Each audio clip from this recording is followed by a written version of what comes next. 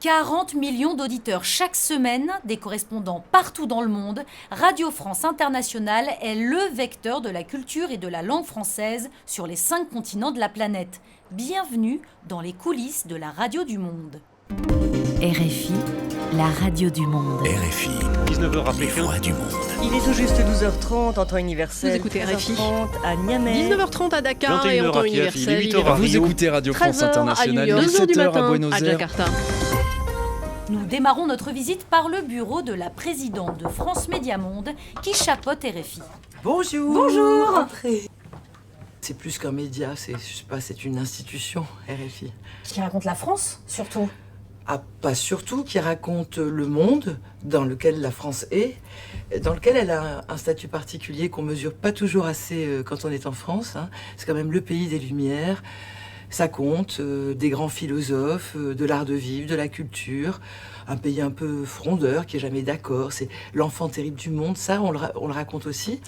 Est-ce que vous diriez que RFI fait partie des outils qui servent au rayonnement de la langue française ou de la culture française ? Ah oui, je pense fondamentalement oui.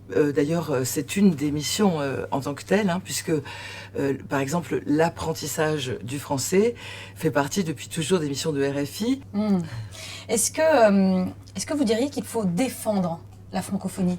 Le mot est important. C'est un combat, c'est une lutte. Ah non, j'aime pas du tout ce mot-là. J'ai envie de promouvoir, j'ai envie d'aimer, j'ai envie de partager, mais je suis pas dans un combat, non. C'est pas comme ça que je le vois.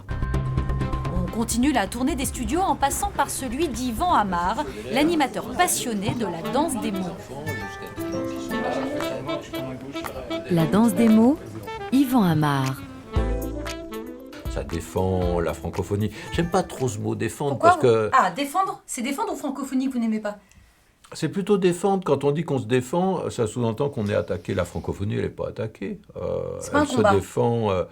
Non, c'est pas un combat. C'est une façon d'illustrer justement la francophonie, la langue française, et puis de s'intéresser à la façon dont on communique en français ou même dans les autres langues. Surtout en français, parce que RFI est une radio française. Des kilomètres de couloirs, plusieurs rédactions, de nombreuses émissions qui s'adressent aux populations francophones dans le monde. RFI, il est 14h10 à Paris, 8h10 à Port-au-Prince. C'est l'heure du rendez-vous d'Haïti et des Amériques présenté par Gaëtan Goron. Bonjour Gaëtan. Bonjour Chantal, bonjour à tous.